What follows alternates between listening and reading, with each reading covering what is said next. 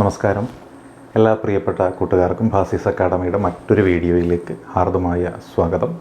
നമ്മളിന്നിവിടെ പഠിക്കാൻ പോകുന്നത് കഴിഞ്ഞ വീഡിയോയിൽ പഠിച്ചതിൻ്റെ തുടർച്ചയായിട്ടുള്ള ധാതുക്കളെക്കുറിച്ചാണ്.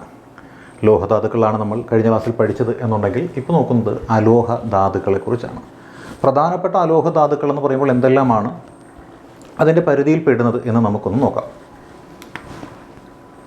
ഇന്ത്യയിൽ ഉൽപ്പാദിപ്പിക്കുന്ന പ്രധാനപ്പെട്ട അലോഹങ്ങൾ ഏതാണ് എന്ന് ആദ്യം നമുക്കൊന്ന് തിരിച്ചറിയാൻ ശ്രമിക്കാം. അത് അഭ്രമുണ്ട്. അഭ്രത്തിനെ നമ്മൾ പറയുന്ന പേര് മൈക്ക എന്ന് പറയാറുണ്ട്. അപ്പോൾ അഭ്രം, അതേപോലെ ചുണ്ണാമ്പ് കല്ല്, ഡോളമൈറ്റ്, ഫോസ്ഫേറ്റ് എന്നിവയൊക്കെയാണ് പ്രധാനപ്പെട്ട അലോഹങ്ങൾ. നമ്മുടെ ഇന്ത്യയിൽ നമുക്ക് ഉൽപ്പാദിപ്പിക്കുവാൻ സാധിക്കുന്ന പ്രധാനപ്പെട്ട അലോഹങ്ങളാണ് അഭ്രം അഥവാ മൈക്ക, ചുണ്ണാമ്പ് കല്ല്, ഡോളമൈറ്റ്, ഫോസ്ഫേറ്റ് എന്നിവ. അപ്പോൾ അഭ്രവും മൈക്കയും അതല്ലെങ്കിൽ ചുണ്ണാമ്പ് കല്ല്, ഡോളമൈറ്റ്, ഫോസ്ഫേറ്റ് എന്നിവയൊക്കെ എന്താണ് നമുക്ക് ഉൽപ്പാദിപ്പിക്കാൻ പറ്റുന്ന നമ്മുടെ ഇന്ത്യയിലുള്ള പ്രധാനപ്പെട്ട അലോഹങ്ങളാണ്. ഇതിൽ ഏറ്റവും കൂടുതൽ മൈക്ക ലോകത്ത് ഉൽപ്പാദിപ്പിക്കുന്ന രാജ്യം ഏത് എന്ന് ചോദിച്ചാൽ അത് ഇന്ത്യയാണ്. അപ്പോൾ ഇന്ത്യയാണ് ലോകത്തിലെ ഏറ്റവും കൂടുതൽ മൈക്ക ഉൽപ്പാദിപ്പിക്കുന്ന രാജ്യം. ഇപ്പോൾ ലോകത്തിലെ ഏറ്റവും കൂടുതൽ മൈക്ക ഉൽപ്പാദിപ്പിക്കുന്ന രാജ്യം ഏത് എന്ന് ചോദിച്ചാൽ അത് ഇന്ത്യയാണ്. അല്ല, ഇന്ത്യയാണ് ലോകത്തിലെ ഏറ്റവും കൂടുതൽ മൈക്ക ഉൽപ്പാദിപ്പിക്കുന്ന രാജ്യമെന്ന് നമുക്കറിയാം. ഇനി അതേപോലെ നോക്കിയാൽ മൈക്ക എന്തിനെല്ലാമാണ് ഉപയോഗിക്കുന്നത്, മൈക്ക എന്തെല്ലാം ആവശ്യങ്ങൾക്ക് അല്ലെങ്കിൽ എന്തെല്ലാം കാര്യങ്ങൾക്ക് വേണ്ടിയിട്ടാണ് മൈക്ക ഉപയോഗിക്കുന്നത്, അല്ലേ? മൈക്ക ഉപയോഗിക്കുന്ന എന്താണ്?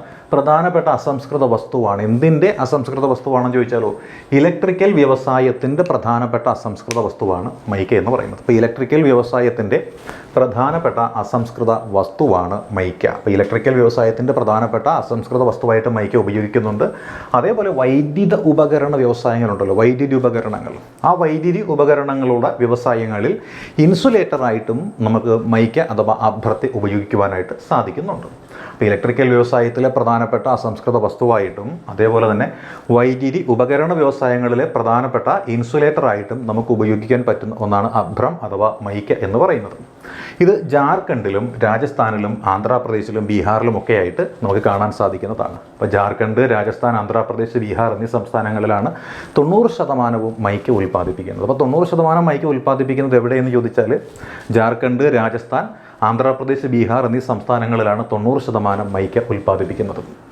ഇനിയും നമ്മൾ നോക്കിയാൽ അടുത്ത പ്രധാനപ്പെട്ട കാര്യം നോക്കുമ്പോൾ എന്താണ്, ഈ മൈക്ക അല്ലെങ്കിൽ അഭ്രം പ്രധാനമായിട്ടും ഖനനം ചെയ്തെടുക്കുന്ന സ്ഥലങ്ങൾ ഏതെല്ലാമാണ്, അല്ലെങ്കിൽ പ്രധാനപ്പെട്ട മൈനിങ് സെൻറ്ററുകൾ ഏതാണ് എന്ന ഒരു കാര്യങ്ങളാണ് ഇവിടെ മനസ്സിലാക്കാനുള്ളത്. അപ്പോൾ പ്രധാനമായിട്ടും മൈക്ക ഖനനം ചെയ്തെടുക്കുന്ന പ്രധാനപ്പെട്ട മൈനിങ് സെൻറ്ററുകൾ ഏതെല്ലാമെന്ന് ചോദിച്ചാൽ ഒന്ന് ജാർഖണ്ഡ്, അല്ലെ, ഒരു സംസ്ഥാനമാണ് ജാർഖണ്ഡ് എന്ന് പറയുന്നത്. അപ്പോൾ ജാർഖണ്ഡിലെ ഹസാരിബാഗ് പീഠഭൂമി, അല്ലെ, ജാർഖണ്ഡിലെ ഹസാരിബാഗ്, അതേപോലെ ആ ഹസാരിബാഗ് പീഠഭൂമിയുണ്ട്. ജാർഖണ്ഡിൽ ഹസാരിബാഗ് പീഠഭൂമിയുണ്ട്. ആ ഹസാരിബാഗ് പീഠഭൂമിയിൽ നിന്നും മൈക്ക ഖനനം ചെയ്തെടുക്കുന്നുണ്ട്.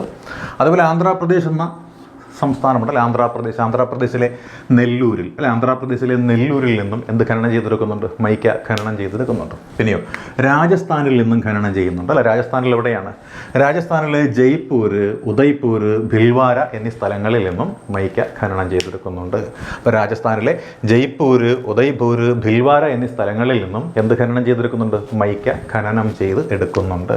ഇനി കർണാടകം നോക്കിയാലോ, കർണാടകത്തിലെ മൈസൂർ, അല്ലെ, മൈസൂർ, അതുകൂടാതെ ഹസൻ എന്ന സ്ഥലമാണ്. കർണാടകത്തിലെ മൈസൂരിലും ഹസനിൽ നിന്നും നമുക്ക് ഈ പറയുന്ന മൈക്ക ഖനനം ചെയ്തെടുക്കാനായിട്ട് സാധിക്കുന്നതാണ്. ഇനി തമിഴ്നാട്ടിലേക്ക് വന്നു കഴിഞ്ഞാലോ, തമിഴ്നാട്ടിലെ കോയമ്പത്തൂരുണ്ട്, അല്ലെ, കോയമ്പത്തൂരിന് പുറമെ തിരുച്ചിറപ്പള്ളിയുണ്ട്, മധുരയുണ്ട്, കന്യാകുമാരി എന്നീ സ്ഥലങ്ങളും ജില്ലകളുമാണ്. അപ്പോൾ തമിഴ്നാട്ടിൽ നിന്നും എടുക്കാൻ പറ്റുന്ന കോയമ്പത്തൂരുണ്ട്, തിരുച്ചിറപ്പള്ളിയുണ്ട്, മധുരയുണ്ട്, കന്യാകുമാരിയുണ്ട്. ഈ ജില്ലകളിൽ നിന്നുമാണ് നമുക്ക് എന്ത് മൈക്ക ഖനനം ചെയ്തെടുക്കാനായിട്ട് സാധിക്കുന്നത്. ഇനി മഹാരാഷ്ട്ര നോക്കിയാലോ, മഹാരാഷ്ട്രയിലെ രത്നഗിരി ജില്ലയുണ്ട്, അല്ലെ, മഹാരാഷ്ട്രയിലെ രത്നഗിരി ജില്ലയിൽ നിന്നും നമുക്ക് മൈക്ക അല്ലെങ്കിൽ അഭ്രം ഖനനം ചെയ്തെടുക്കുവാനായിട്ട് സാധിക്കുന്നുണ്ട്. ഇനി പശ്ചിമ ബംഗാൾ നോക്കിയാലോ, പശ്ചിമ ബംഗാളിലെ പുരുളിയ എന്നൊരു സ്ഥലമുണ്ട്, അല്ലെ, പുരുളിയ, പശ്ചിമ ബംഗാളിലെ പുരുളിയ, അതേപോലെ ബൻഗൂറ എന്നീ ജില്ലകളുണ്ട്. പശ്ചിമ ബംഗാളിലെ പുരുളിയ എന്നും ബംഗൂറ എന്നും അറിയപ്പെടുന്ന ജില്ലകളുണ്ട്. ഈ ജില്ലകളിൽ നിന്നും മൈക്ക ഖനനം ചെയ്തെടുക്കാൻ സാധിക്കും. ഇനി മഹാരാഷ്ട്ര ആണെങ്കിലോ രത്നഗിരി എന്ന ജില്ലയിൽ നിന്നും ഖനനം ചെയ്യാൻ സാധിക്കുന്നുണ്ട്. തമിഴ്നാട്ടിലാണെങ്കിലോ കോയമ്പത്തൂർ, തിരുച്ചിറപ്പള്ളി, മധുര, കന്യാകുമാരി എന്നീ ജില്ലകളിൽ നിന്നും ഖനനം ചെയ്തെടുക്കാൻ സാധിക്കും. കർണാടകത്തിലാണെങ്കിലോ മൈസൂരിലെയും ഹസനിൽ നിന്നും ഖനനം ചെയ്തെടുക്കാനായിട്ട് സാധിക്കുന്നതാണ്. രാജസ്ഥാനിലാണെങ്കിലോ ജയ്പൂർ, ഉദയ്പൂർ, ഭിൽവാര എന്നീ സ്ഥലങ്ങളിൽ നിന്നും ഖനനം ചെയ്തെടുക്കാനായിട്ട് സാധിക്കുന്നതാണ്. ആന്ധ്രാപ്രദേശിലാണെങ്കിലോ നെല്ലൂരിൽ നിന്നും, ജാർഖണ്ഡിലാണെങ്കിലോ ഹസാരിബാഗ് പീഠഭൂമിയിൽ നിന്നുമാണ് മൈക്ക പ്രധാനമായിട്ടും ഖനനം ചെയ്ത് എടുക്കുന്നത്. ഇനി മറ്റൊരു പ്രധാനപ്പെട്ട അലോഹധാതു എന്ന് പറയുന്നത് എന്താണ്? അത് ചുണ്ണാമ്പ് കല്ലാണ്. അല്ല, മറ്റൊരു പ്രധാനപ്പെട്ട അലോഹധാതു എന്ന് പറയുന്നത് ചുണ്ണാമ്പ് കല്ലാണ്. ചുണ്ണാമ്പ് കല്ലെന്ന് പറയുന്നത് സിമൻറ്റ് വ്യവസായത്തിൻ്റെ പ്രധാനപ്പെട്ട അസംസ്കൃത വസ്തുവാണ്. അല്ലേ, സിമൻറ്റ് വ്യവസായത്തിലെ പ്രധാനപ്പെട്ട അസംസ്കൃത വസ്തുവാണ് ഇതെന്ന് പറയുന്നത്. ചുണ്ണാമ്പ് കല്ലെന്ന് പറയുന്നത് സിമൻറ്റ് വ്യവസായത്തിലെ പ്രധാനപ്പെട്ട അസംസ്കൃത വസ്തുവാണ്. ഇതെവിടെയൊക്കെയാണ് കാണപ്പെടുന്നത്? മധ്യപ്രദേശിൽ, അല്ലേ, രാജസ്ഥാനിൽ, ആന്ധ്രാപ്രദേശിൽ, കർണാടകത്തിൽ, ഛത്തീസ്ഗഡിൽ. പിന്നെയോ ഗുജറാത്ത്, തമിഴ്നാട്, തെലങ്കാന. ഇപ്പോൾ ഗുജറാത്ത്, തമിഴ്നാട്, തെലങ്കാന, മധ്യപ്രദേശ്, രാജസ്ഥാൻ, ആന്ധ്രാപ്രദേശ്, കർണാടക, ഛത്തീസ്ഗഡ് എന്നീ സംസ്ഥാനങ്ങളിലാണ് ചുണ്ണാമ്പ് കല്ല് നമുക്ക് പ്രധാനമായിട്ടും കണ്ടെത്തുവാനായിട്ട് സാധിക്കുന്നത്. ഈ ചുണ്ണാമ്പ് കല്ല് 10%, അല്ലേ, 10% കൂടുതൽ മഗ്നീഷ്യം അടങ്ങിയിട്ടുണ്ടെങ്കിൽ, അല്ലെങ്കിൽ ചുണ്ണാമ്പ് കല്ലിൽ 10% കൂടുതൽ മഗ്നീഷ്യം അടങ്ങിയിട്ടുണ്ടെങ്കിൽ അതാണ് ഡോളമൈറ്റ് എന്ന പേരിൽ അറിയപ്പെടുന്നത്. അപ്പോൾ ചുണ്ണാമ്പ് കല്ലിൽ 10% കൂടുതൽ മഗ്നീഷ്യം അടങ്ങിയിട്ടുണ്ടെങ്കിൽ അതറിയപ്പെടുന്ന പേരാണ് ഡോളമൈറ്റ്.